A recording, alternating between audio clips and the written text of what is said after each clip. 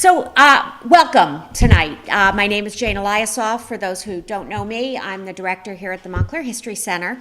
How many of you have lived in Montclair for more than 10 years? How many of you have lived in Montclair for more than 25 years? How many of you have lived in Montclair for more than 35 years? How many of you have lived in Montclair for more than 50 years? How many of you have lived in Montclair your whole life? All right. How many of you have been part of our oral history project who have lived here for a long time?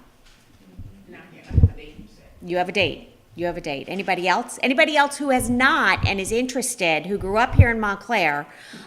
If you're not familiar with the Oral History Project, it's something we started for the 150th anniversary. Our goal was to try and get between 25 and 30 people who were willing to share their history of what it was like growing up in Montclair in the 20th century, early to mid 20th century was sort of what we were looking for. And that 25 to 30 has now turned into close to 90 people who have expressed an interest in participating in the project with us. So our 3 dates that we had set up were quickly filled up, and we're now setting individual dates, as we are with Ms. Lang. And so if you are interested and feel you've got a story you'd like to share, please call the office and we will set something up with you, because the more stories we get, the better off we are. And many people are asking what we're going to do with it, and we're not quite sure, because we certainly weren't expecting this many. So what we figured we were going to do was, first of all, it's going to be research for us. It will become part of our archives and library, so that 50 years from now, people who are researching Montclair will be able to go back and use that as in a sense, primary sources. Maybe it's going to be a documentary. Maybe it's going to be a series of podcasts. Maybe it'll be a booklet that just has an anthology of people's stories. So we're still looking around. Exhibits, programs, we don't know. But if you are interested, please do reach out.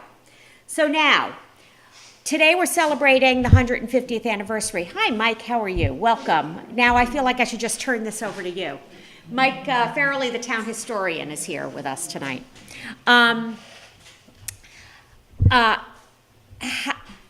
What out to you folks makes Montclair what Montclair is today? What are some of the things?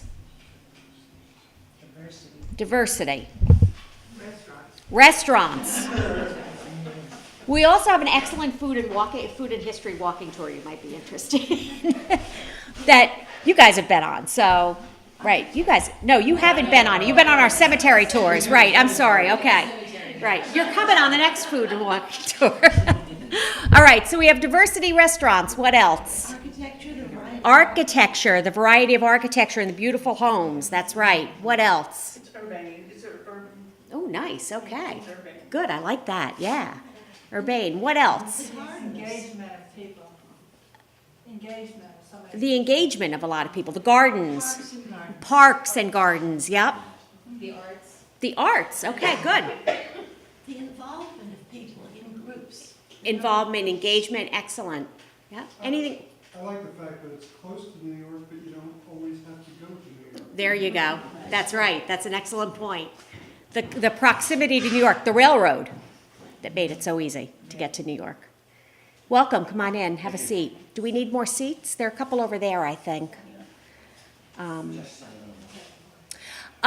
Okay, so what I'm going to do today is we're going to talk, this talk is tentatively titled 150 years ago, but it's really not just 150 years ago.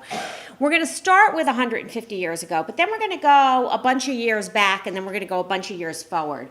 Because I would say that around that 150 mark, 150 years ago today, if you look at like 50 years on either side of that, that's really what has laid the groundwork for the Montclair that you guys all just talked about and love today. And so as we walk our way through this history, you'll begin to see how maybe not the restaurants quite so much, but the parks, the diversity, all those things really came to be. Maybe we can stretch that one. I'll work on the restaurants. Okay, so it all started, sort of, back on April 15th, 1868, 150 years ago, when Montclair became a separate township. It was no longer part of West Bloomfield or Bloomfield in any way. It was a new separate township unto itself. But the story, that's sort of the culmination of what had been happening for many years prior to that. As you probably know, the Lenape were here for about 12,000 years before the English and Dutch settlers came in. They were part of the Algonquin tribe. There were 3 sub-tribes, the Mincie up here, the Unami down here, and the Unalaktigo down on the southern part of it. And for the most part, from what we can tell, there wasn't a formal settlement here in Montclair of the Lenape. They did what a lot of we do today, and that is they kind of go down the shore over the summer, and so they would hike their way from up this area of New Jersey and work their way down to the shore. So there is evidence of the Lenape people here, but not full-on settlements. And they existed that way for about 12,000 years until the English and Dutch begun to come in. And the Connecticut group that came down and settled in Newark in 1666 with Robert Treat and Jasper Crane and a band of about 30 other people. They settled in Newark, and then their children, looking for more space, pushed west and settled at the foot of First Mountain, so named because it was the first mountain you would come to after you left the Hudson River. And there were so many people who settled here named Crane that we all know that this area of town became known as Crane Town. And then the other half of town was settled by the Dutch. And those were primarily the big family there was the Speers, although it was certainly not the only family. The Speers came over first arrived in America in 1659 when Hendrick Johnson Speer came aboard the Faith, and they began to settle in what became, and I can never say this when I'm in front of people, I'm fine when I'm not in front of people, the Quackenach Township. And they settled that area. There was about 10,000 acres of it.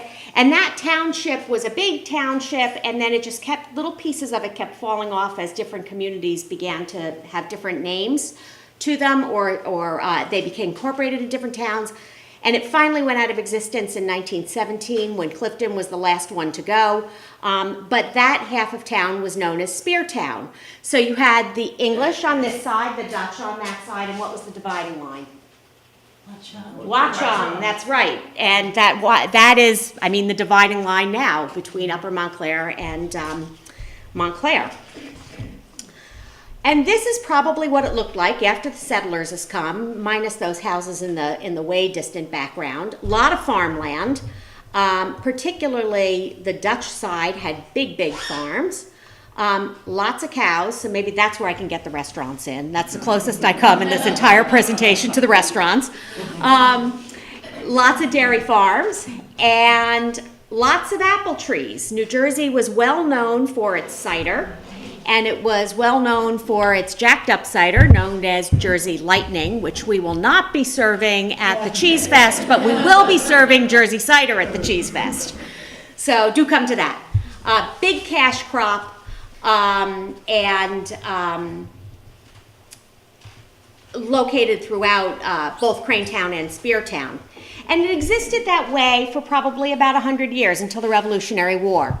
And you had the Dutch on the one side and the English on the other, and they did business back and forth, and it wasn't a hostile environment at all, but they were very separate. They had their own communities, they had their own churches, they had their own ways of life, and they even had their own languages. The Dutch would speak Dutch. And then the Revolutionary War comes in. Anybody know where this house was? Or whose it was? It was Claremont Avenue. Claremont Avenue. And they say Washington spent time there. And he did, supposedly, yes. That's what Whittemore tells us, is that he did, one of the historians. That was the house before it was torn down. And has anybody driven past there in the last 2 or 3 days? The big boulder that used to be hidden by all the bushes that has the plaque on it that says George Washington slept here is now visible. They took all the bushes out from around it, so you can actually see the landmark, which is kind of fun. So the story goes that Washington did sleep here. Lafayette stayed up the road in what is now the Commonwealth Club today. It was in the fall of 1780. And Lafayette, they were all up in the Hawthorne area, and there was going to be a surprise attack on Staten Island. And so they were all mustered here basically on Church Street area, right in the green, where Church Street is today. And the problem was they got down to the Kill Van Kull in order to cross the river to surprise the British in Staten Island, but the person who was supposed to bring the boat forgot to come or didn't get the memo, and so the surprise attack was no longer a surprise attack, and so they came back here and ultimately left Montclair. We did see a lot, though, also what the historians tell us is that because the British had gotten as far as Watsessing, a lot of the folks evacuated here, so the refugees came here. So there was some of that in the Revolutionary War period as well. But yes, George Washington supposedly stayed there at the home of William and Mercy. Mercy was the one who took him in because William was off fighting the war. And by the time George had gotten ready to go to bed that night, the story goes, there were no beds left in the house, but George didn't want to upset anybody, so he told her simply bring hay from the barn. And they brought hay from the barn into the dining room, and George bedded down on the dining room in a bed of hay, is the story. There are all sorts of other great little stories about that Revolutionary War period that I'd love to know if they're true or not. After the war, now all of a sudden we can manufacture our own things. We don't have to worry about Britain. We don't have to worry about trade agreements. We don't have to worry about taxes, at least for them. And so now we can begin to manufacture our own things, and we need ways to get things from one place to another. So this whole idea of an improved transportation system is something that was not just here in Montclair, it was throughout the United States. And it was a huge debate because back then, just as now, there was a debate as to is that a state right or responsibility or is it a federal right or responsibility? And President Madison believed that these roads were essential, but that the government shouldn't pay for it. He proposed creating a national bank and said if you create the national bank, then the proceeds from that could actually be used to fund the road. That didn't fly. So ultimately, nothing really happened with the government taking over the roads. But Israel Crane, being a shrewd businessman here in town, says, we need a better road. We need the old road is no longer sufficient for what we need to do, particularly him because he was manufacturing things. So let's put in a new road. And so in 1806, he forms a private company to build the Newark Turnpike. And cleverly named, it connects the farmers in the west or in the Pompton area to the folks in Newark in the city. And so it was called the Newark Turnpike. It was called a turnpike. This is my favorite part of it because a pike is a big log that you put in the middle of the road.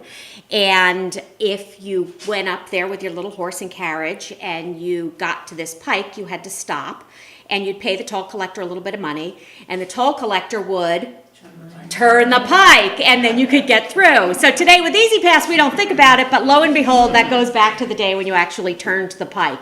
There's another seat up here if you'd like to come up. You're good? Okay. And lo and behold, Israel, being the shrewd businessman that he is, has a general store right down next to where the Crane House used to be on Glenridge Avenue. And so he makes sure that the little road that goes in front of Lackawanna Station right now, he made sure that that went right past his general store and you can get on and off without having to pay any extra money for it so that you could stop at his store when you're on the Newark Turnpike. And you can see, who knows where this map is? Anybody know where? You've seen it up somewhere in town. No?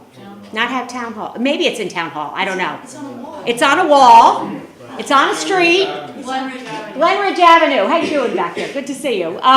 Yes, it's Glenridge Avenue, which is appropriate, because the old road map would go, it is what was Glenridge Avenue, went up Glenridge Avenue, across, that's Grove Street, crossing Glenridge Avenue, that's the crazy corner, up Church Street, and then across, and then Claremont Avenue, all the way into Verona, where it meets up with Bloomfield Avenue down by the park. The Newark Pompton Turnpike, on the other hand, just is a straight shot right through. So you can see this is a meandering old road, and this is the turnpike that comes through. Much faster. We also saw a lot more increased industry. Tony's Brook, which today we only kind of think of as a little tiny itty bitty stream that wanders through and underneath a lot of places in Montclair, was actually a strong enough brook to be able to power a bunch of manufacturing facilities. There was a sawmill there since about 1695, but then Israel Crane opened up a cotton mill, and other businesses followed suit, including one guy who had a straw board mill there. Straw board is basically sort of like a cross between cardboard and press board, if you will. So it was made out of straw, clearly. And so there were a lot of there were woolen mills, there were a lot more industry happening here. And don't forget, when you think about this period, this is just about the time of the Industrial Revolution. So this all makes sense from a contextual standpoint as well. Now, Crane Town was really just part of Newark. It's kind of like Greenwich Village is not really its own separate town in New York. And so it was originally part of Newark. In 1806, right around this time when the Turnpike goes through, Newark divides into three different wards. You have Newark, the Oranges, and then Bloomfield. And then in 1812, Bloomfield divides into Bloomfield and West Bloomfield, and Montclair was in that West Bloomfield. So that's where that name comes from, that we see very often during the 1800s. And so things continued at this pace with the manufacturing increasing a little bit, but still a pretty agricultural community. These are quotes from 1834. Speer Town, also known as Cliffside, this is 1834. Speer Town, an agricultural village of Bloomfield Township, Essex County, 7 miles north of Newark, near the front of the first mountain, contains 20 to 30 dwellings. That's not a lot. 20 to 30 dwellings, one tavern, gotta have a tavern, one store, a Dutch Reformed church and school, surrounded by a country of red shale carefully cultivated. Now compare that to West Bloomfield, which we know is Montclair, 3.5 miles north of Newark, extending for near 3 miles in a northwest direction, including what was formerly known as West Bloomfield. The chief part of the town lies upon the old road, but part of it on the Turnpike. It contains about 1,600 inhabitants, about 250 dwellings, 2 hotels, an academy, a boarding school, 4 common schools, 12 stores, 1 Presbyterian church, and 2 Methodist churches. So you can really see the difference between Speer Town and Crane Town at that point. That means the tavern was very busy. The tavern must have been very busy, that's right. And there was an extensive trade going on here in tanning, curing, and shoemaking, and the following manufactories were considered as annexed to the town: 2 woolen factories, 1 mahogany sawmill, 1 cotton mill, 1 rolling mill, 1 calico printing work, 2 sawmills for ordinary work, 1 paper mill, and 1 grist mill. So there was a lot of industry right here in this area. And by the numbers, there were 82 single men. Notice they don't say how many women were here. But they did have 387 horses or mules, 862 neat cattle. I don't know what a neat cattle is. Does anybody know? No. Mike, any idea? Above 3 years old, as opposed to messy ones, I'm not sure. A state tax of $754, a county tax of $238. That's the town folks. Poor tax of $1,200, road tax of $1,200. And an annual value of manufactured products of over $2.5 million. Wow. Yeah, right? I wouldn't have thought it. And so it was around this period that the Irish immigrants began to arrive. They were driven out of Ireland, as we know, by the poor economy and the potato famine that was going on there. They settled down around Immaculate Conception, which was on Washington Street, that Mike informed me yesterday was down where basically the Bullock playground is today. And they worked primarily in domestic and in labor positions here in Montclair. The Germans arrived. That is Charles Schultz, who was the owner of the Schultz House, which is one of our properties at 30 North Mountain. The Germans were forced out by a failed revolution in 1848. 1850, that decade, there were millions of Germans who came through here to America. Charles Schultz's family came over during that period as well, although he didn't make it to Montclair until 1890 when he built that house. The English and the Scotch came also. They arrived mid-century. They were primarily middle class, although there were some domestic workers. The Germans also had their own shops. They were domestic workers as well. The Swedish immigrants began to make an appearance in America. That is the St. Eric's Lutheran Church on Glenridge Avenue that looks so sad today. That was in its heyday. That was built, yeah, right? That was built by the Swedish immigrants themselves, and they were very skilled builders, and so here in Montclair there was lots of opportunities for them. They actually had their services in Swedish as well. And the Swedish groups lived pretty much unto themselves as well. They were located for the most part east of Park Street, so towards Newark of Park Street, and north of Glenridge Avenue. So that was sort of the Swedish section of town. And so then, of course, the railroads arrive as well. In 1854, the Newark and Bloomfield Railroad line was chartered, and it began to run through here in 1856. You could change trains in Newark and ferry from Hoboken to New York City in an hour and 20 minutes. That's probably a bad picture to have up there because that's Upper Montclair, and that was the second train line to come through, and I didn't realize that until I just saw it up there right now, so I apologize for that. But the railroad really began to change absolutely everything in town. It brought more people in, and we'll see that this was sort of the beginning of the Montclair that we know today. This is a blow-up picture of that old road map, and so I apologize for its blurriness. But this is the railroad. You can see it coming up here. And there was a turnaround right at Lackawanna, and then it would go right back. So, and one of the historians talk about how all the young boys would get jobs helping to turn it around so it could go in the other direction again. Just like in San Francisco when they do the trolleys, you know. I think the trolleys in Montclair used to have a turnaround. Turnaround too? Up there by where, right before you get the Whole Foods. Yep, there's yep, an apartment yep. complex. They used to turn around right there. I think I saw a picture of that too recently. This is what the first train station looked like, the first Lackawanna Station. This is it in real life. And notice behind that building where you can see it says stables. That was Mullen's livery at one point. It may not have been at this particular time, but it became Steerington House, and then it became Greek Taverna. So that building is still there today. The good old days, right? The railroads made the city accessible. Anybody want to guess where that is? Church Street. Nope.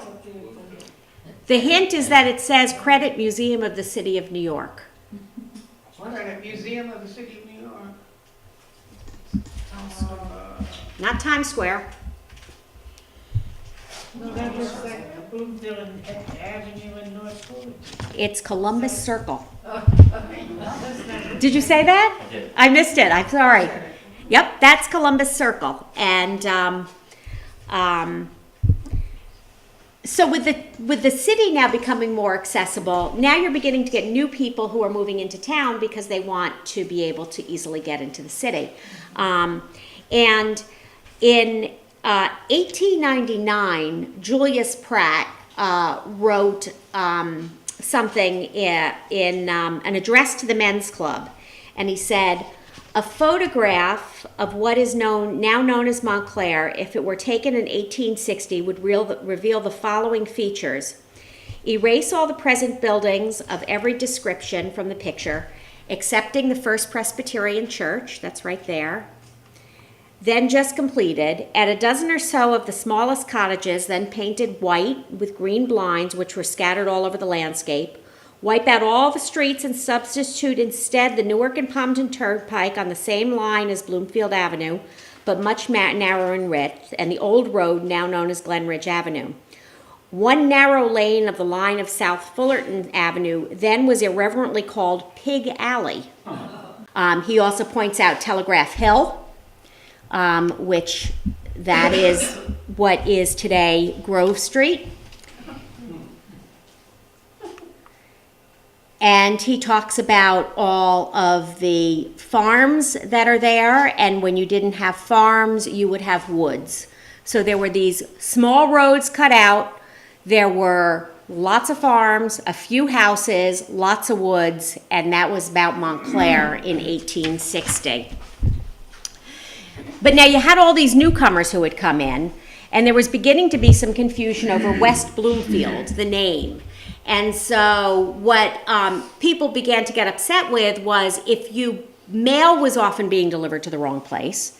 And also there were other West Bloomfields in like New York, for example. You'd put your luggage on and it would get off in Bloomfield on the train. It would get off in Bloomfield and you would be going to Montclair, or what would become Montclair. So there was all this confusion.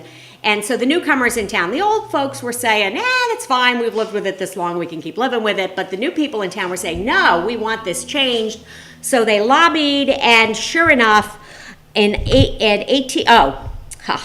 forgot this part of it. This is one of my favorite parts. So Julius Pratt, they were looking at three names: Claremont for Clear Mountain, Eagleton, and Hillside. There were too many Claremonts in the United States, so Julius Pratt then suggested flipping them and making it Montclair, and they put it up to a non-binding vote. And Eagleton won the popular vote, but the property owners preferred Montclair, and so we now have Montclair as the name. So in 1860, the Assistant Postmaster General officially changed the name of the post office from West Bloomfield to Montclair. Speer Town became Upper Montclair, but we were still not a separate entity. We were still part of West Bloomfield. We just had a different post office name. And then a little thing like the Civil War interrupted things. And Fort Sumter happens just a year after all this went down here in Montclair, and the Civil War had begun. Montclair was very involved in the Civil War. This is a list of all of the men who signed up to go. And you can see on there Frederick Harris, whose name I'm not finding right now. Frederick Harris's name should be on there. And in 1862, Lincoln issued a call for 300,000 volunteers for 3 years of the war. Frederick Harris, a guy from Montclair, planned to go to Princeton to become a doctor, but his father became so ill that he had to come home and work in his quarry. Finally decided a little bit later in life that he was going to go into law, and studied and passed the bar. Yet that was in 1862 when he heard Lincoln's call. He immediately set aside his plans for going into law, organized a company of men from Newark, Bloomfield, and Montclair, elected captain, and joined the 13th New Jersey Regiment. They mustered out on August 25th, 1862. They saw battles at South Mountain, Antietam, Chancellorsville, Fredericksburg, Gettysburg, and Sherman's March to the Sea. So they were really quite involved in the war. The names in blue are the ones who either were died or were killed in action. Some names of families that still might be here. There are. Recognize some Yep. of the names. Yep. Absolutely. The Reeses, the Loves. The Reeses, the Loves. Yep. You're right. Edwin Dodd, the Montclair History Center's current board president, is a descendant of a Dodd. So yes, many of the names are still around. And here's what Goodell, who's one of the historians, says. Doubtless the same scenes were enacted here that were repeated in all essential details in every city, town, and village throughout the land, both north and south. Excitement, expressions of exalted patriotism, gatherings of men and women with sober faces, sounds of martial music, men drilling in military exercise and marching off, amid flags and speeches and cheering and tears, to the place of entraining for the front. How often and often were such things done in the 4 years that followed, and how many, many, many times they have been described. When the war was over, we're back in Montclair, newly named, and Goodell says before the Civil War was over, Montclair had resumed the growth and development which had been temporarily halted by that event, and we were on to bigger and better things. And that's when Montclair became Montclair as its own separate entity. The spark was that Montclair, the Montclairians, wanted to build a railroad from Jersey City through Bloomfield and Montclair and upward to Greenwood Lake. This would have opened up the whole northern end of Montclair, or Upper Montclair. And Bloomfield just was dragging their heels. And so finally, the folks in Montclair said, well, we're tired of waiting. And so they petitioned to start up their own, become a separate town. And sure enough, 3 years and 1 day after Lincoln was assassinated, an act to set off from the town of Bloomfield in the county of Essex, a new township to be called the Township of Montclair, was passed. And Montclair was finally its own separate town. Now, here were the appropriations back in 1868. How's this for a town budget, folks?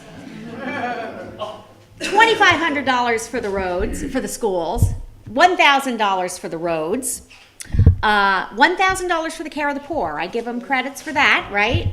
And $600 for incidentals, which I find kind of funny that incidentals would be $600, because that's a large sum of money when you compare it to like $1,000 for care of the poor. There we go. Even back then, right? But you weren't taxed the way we are today. What would happen is you basically, if you were wealthy, you'd give some money. People would hit you up and you'd give money for the town. And so it was a whole different way of collecting money for this than it would have been today. And so sure enough, the new railroad went through, and that's where that photo belongs, and opened up that whole northern end, and you can see it here. So here we go back to, this was the one that came through and ended at Lackawanna. This now is coming through and going up, and so it's opened up this whole area of Upper Montclair. That's 1889. Now compare that to the map 30 years earlier of the old road, and you can see how many more streets had been added. And just for the fun of it, I'm throwing in 1904, which is only, 15 years later. Look at how many additional roads have now been built.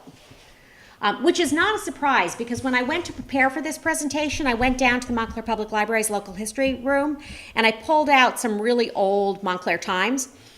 And everything they talked about with the town was all about, and then they're opening up this road, and then they're opening up that road, and then they're opening up this road. So it was clearly one of their major priorities during that period.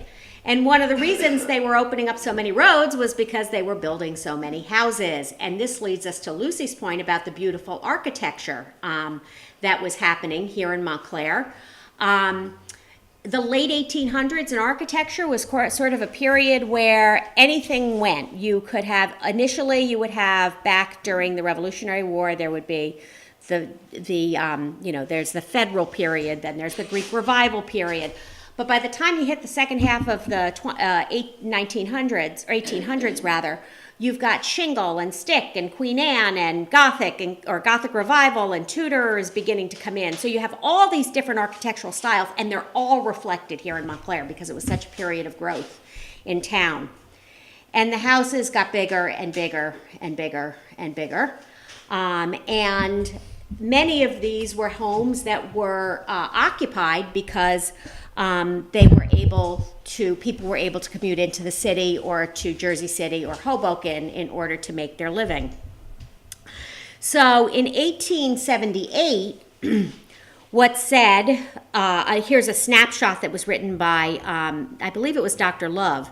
Instead of farms and barns and cattle, numerous elegant homes with perfectly kept lawns and beautiful shrubbery, indicating a quiet life of elegance, marked the locality unmistakably as suburban. The stranger commenced his observations by a pleasant walk around 3 or 4 miles of the 40 miles of sidewalks which skirt the graded streets.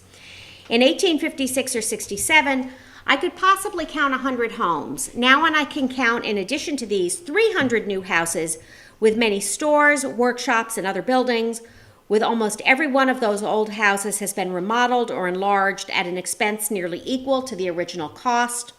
Occasionally a passing carriage with well-dressed ladies suggested the morning call, and a group of mothers with their crochet and children with their toys on some shady piazza, or a company of maidens on the playground indicated the informal visits of neighboring families.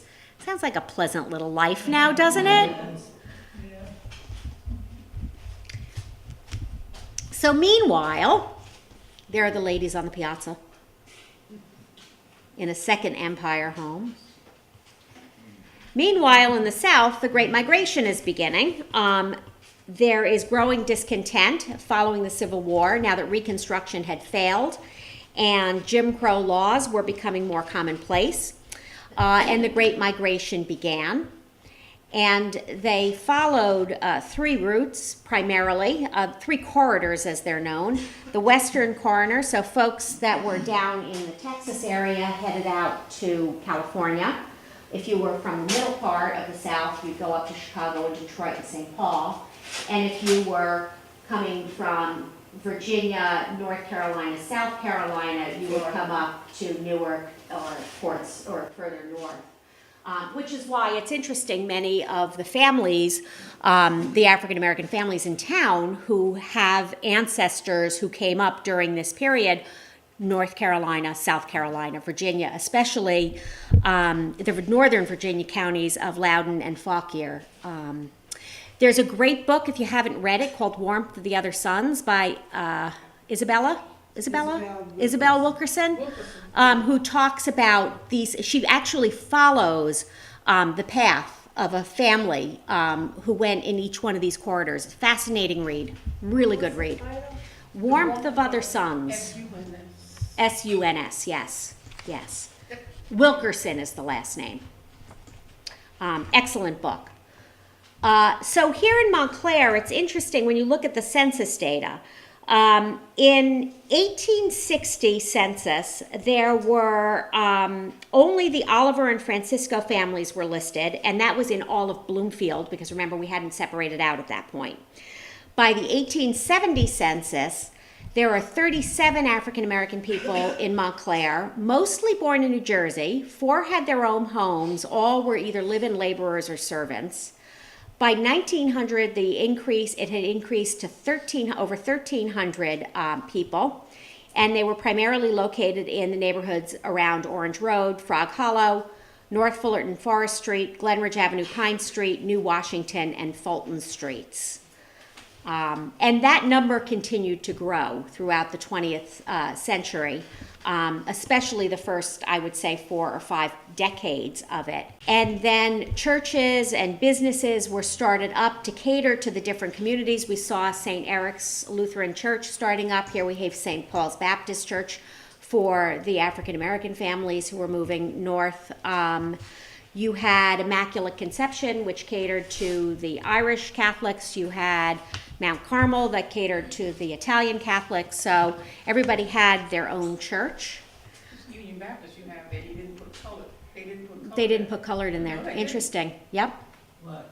Yep. Union Baptist. Union Baptist. Here it says colored. Here it says Swedish, but they didn't identify And the pastor is Reverend John C. Love. Oh, yeah. who was. He always claims he was related to the Loves. Was he really? Or is that what he said? Okay, I didn't know that. Well, you know, things happen. Okay. But they Also, but they St. didn't put Paul's color. was later. This was a little bit later. Yeah, this was not right during this period. Yeah. Yeah. What year did that start, Betty? St. Mark's 1880. St. Mark's, 1880. Okay, when did St. Paul start? Union Baptist, 1887. So this is my bet is I pulled this out of one of our directories, and I think it was like probably early 20th century. Right. We don't have that many directories prior to that. So, and then the Italians began to arrive too. So now we've got the Irish, the Germans, the English, the Scottish, the African Americans moving north, the Italian immigrants coming in. They began to arrive in the 1880s. They originally were housed in tents or barracks on Midland Avenue. They settled in the Pine Street area. They were laborers and masons, and this is a picture of them actually laying the sewer on Church Street. And they became a very vibrant community centered down in that Pine Street area with Mount Carmel, the Baldwin School, Minnie Lucy Settlement. They were all, those were sort of the hallmarks of that community. And then the artists arrive with the artist colony. They came in the middle of the 19th century. They were attracted by the natural beauty of Montclair.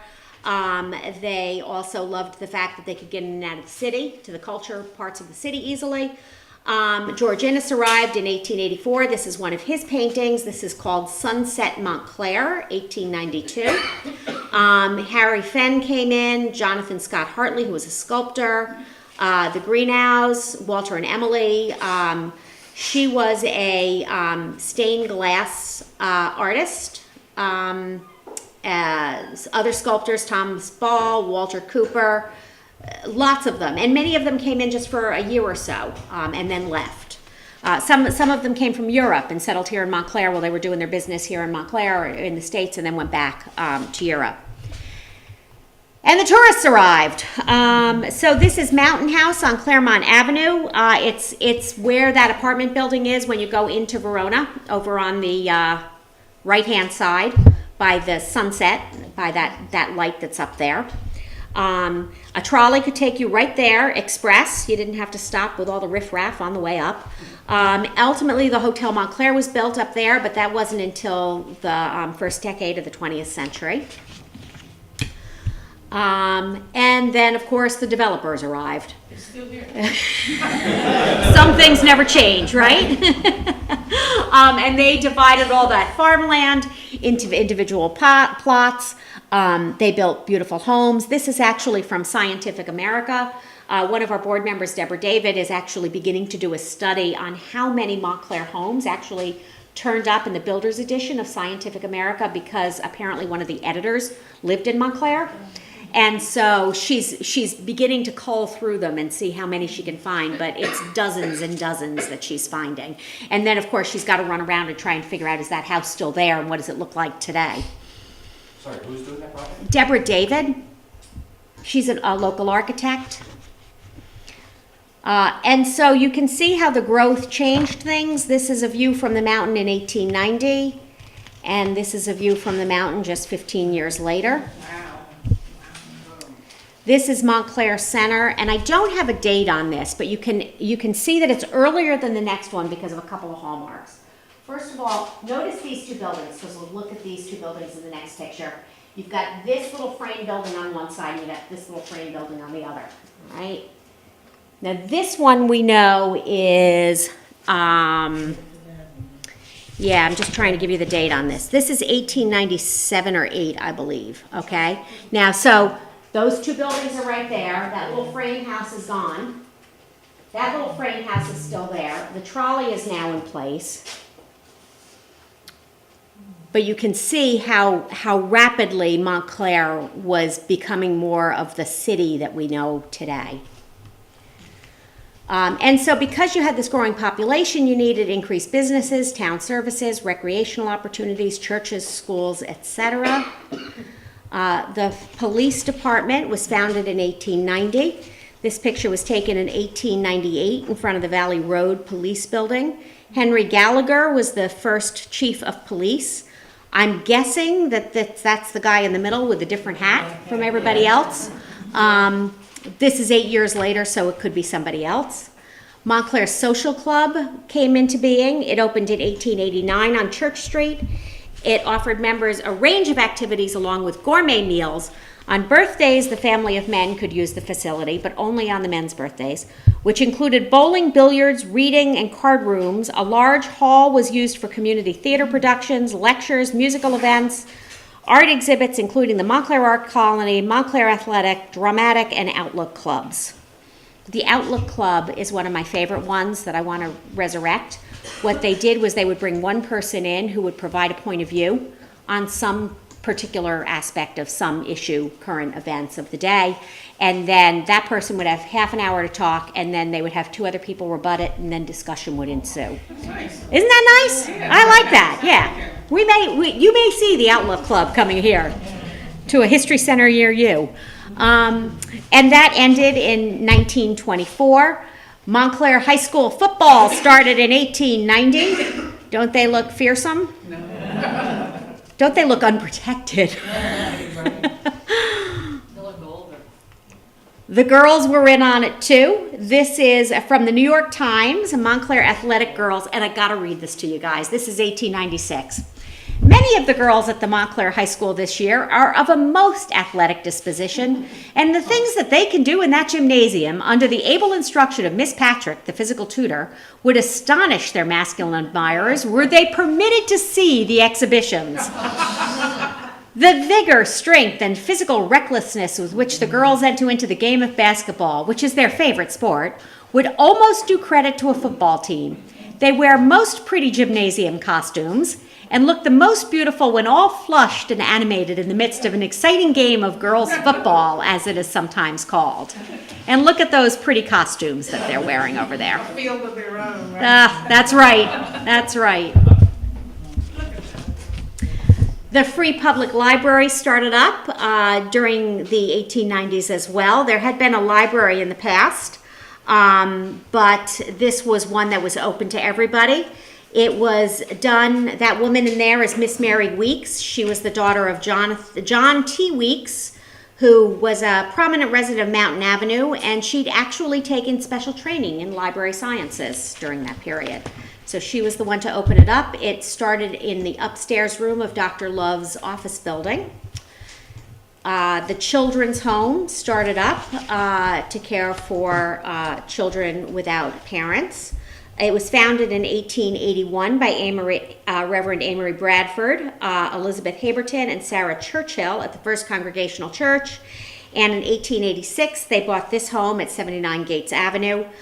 This is a write-up from the New York Times in 1893, and it merged with the Child Welfare Committee later on. Mountainside Hospital was founded during that period in 1891. This is the original building to Mountainside Hospital. The story goes that Miss Margaret Power saw a child topple from an upstairs window and was very concerned about this child because at the time, if you were ill or sick, you were cared for in your home, and this child didn't have the means to be cared for in his home. So she felt it was appropriate that we start up a hospital for care of the poor. And for many years, it was really run by the women. There were some male physicians there, and the men took care of the money, but for the most part, the oversight of it was all women until I think it was 1927 or 28, when there was basically a coup, and the next year, the whole operation was run by men instead. Montclair YMCA was started up in 1894. That was the first building that was there. And the public schools had to keep growing because we had more and more kids coming into town. This building was the original high school, 1866 to 1893. It was the Central School Grammar Building, and then, of course, it's now still the Board of Education building minus the steeple on the top. And here's just a snapshot of what the schools looked like by 1900 and the number of people. Students enrolled in the school. The high school, 331, grammar school, 492, 504, 509, 155. So you really didn't have that large a school system. Certainly much larger than it would have been 50 years prior, but American Training Building, zero. I guess maybe that was just started. I don't know. Mike, do you know what that was? Nope. Porter building on Valley Road in the basement. Is that what it was? That was the manual training? That's what I was told when I went to Hillside. Interesting. In the basement of the Board of Ed. Across the street from Hillside. Right. Huh, thank you. And there were a billion, well, maybe not a billion, but there were a ton of clubs and societies. I guess you had a lot more time when you didn't have computers and telephones and televisions, but this is a list from the 1897 directory, and just take a look at it and see which ones you can see are still in existence today, other than the Outlook Club, of course. Anybody recognize any?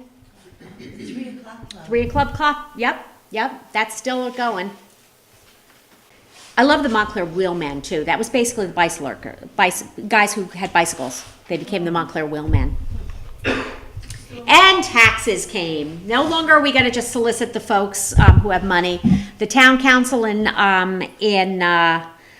what year was this? 94, I believe it was. The town council was granted power by ordinance to raise money at its discretion, exercised by a majority vote, for the following purposes: to light the streets, to support the police and fire, to regulate, clean, and keep in repair the streets and highways, to repair in all public buildings, to provide relief for the poor, to pay interest and principal of public debts, to provide a sinking fund, and last but not least, to support the public schools. And so that's where the taxes started, folks. So the taxes that were collected earlier, was that just from property owners? From what I read, and Mike, correct me if I'm wrong on this, it wasn't that it was collected necessarily like everybody had a tax. It was more, Donations? Betty, I know you can give us $500. Give us $500. Is that what you'd heard, Mike, or had you heard otherwise? I don't know, I mean, I thought that there were assessors who went out and looked at the property, Yeah, and you were assessed a tax. right. And the 1878 tax book Yeah. lists tax amounts for each of the property, But for where- everybody. But where would they have gotten it if they didn't have There was a the school tax, there was a property tax, there was, Primarily property tax. They would come to your But there house was- and look in and see what kind of furniture you Right. had. Did they have the power to do that, though, before they passed this in 1894? well, yeah, it was in the New Jersey legislature Yeah. for some of it. Okay. As early as 1878. Is it, because you've gone through the 1878 tax roll. Yeah. Mhm. Betty does a phenomenal presentation on Alice Huey Foster, who was the founder of the YWCA, and her family, the Huey family, was one of the first African-American families to move up here and really made a mark on Montclair's community. So, thank She you. was the first African-American to graduate from Montclair And first, High thank School you. in 1894. Yes, thank you.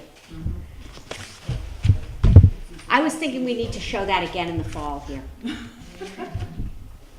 And we begin to see some parks. So now, by the time the turn of the century rolls around, we're moving into the progressive movement throughout the United States, and it was characterized by progressive ideas that dominated politics. You had the formation of the NAACP, the suffragette movement, settlement house movement, national parks creation. There were some victories in terms of minimum wage and child labor laws. And sure enough, that was when Montclair's parks began to come into being. This is Eagle Rock Reservation in 1908. The first purchase of the land took place in 1895. The entire tract was finally assembled in 1907. Frederick Law Olmsted's firm came in and set up some paths like this throughout it. And so we see evidence of those parks that we had talked about beginning to come to fruition. Suffragettes, I love this picture. This is the Montclair Suffragettes March on New York City on May 3rd, 1912. The Minnie Lucy settlement, anybody familiar with that? That was the settlement house. The goal of a settlement house was to help to integrate new communities into the American way of life. And so this Minnie Lucy was a social worker who worked primarily with the Italian immigrants in that area. And ultimately they renamed the house after her because she was a beloved figure.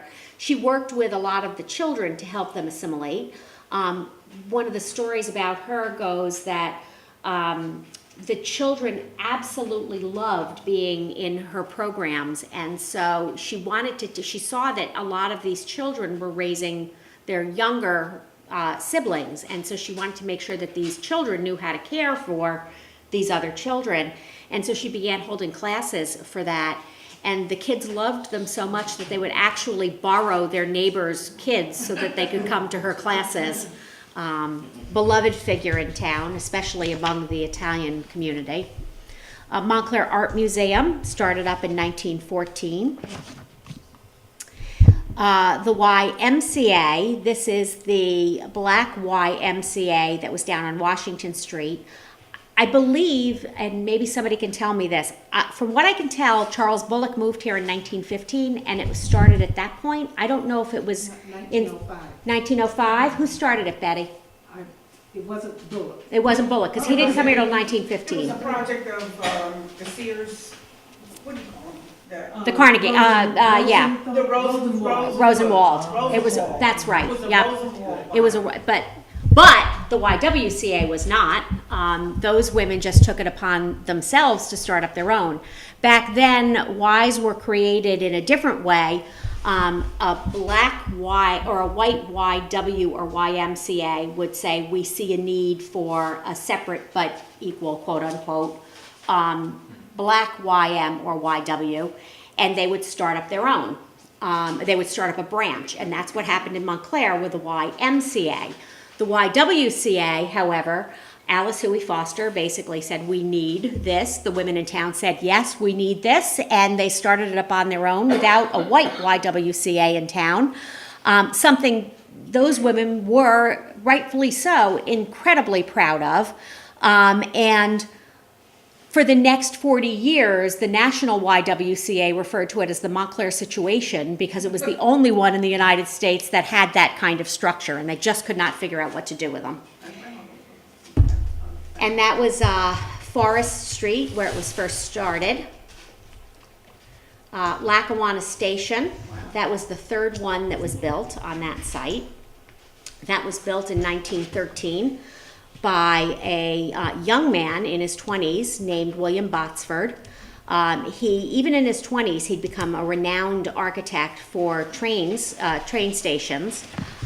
This one was written up all over the country because it was such a masterpiece, and still is. When you go into Pig and Print, you really get a feel for what it was like.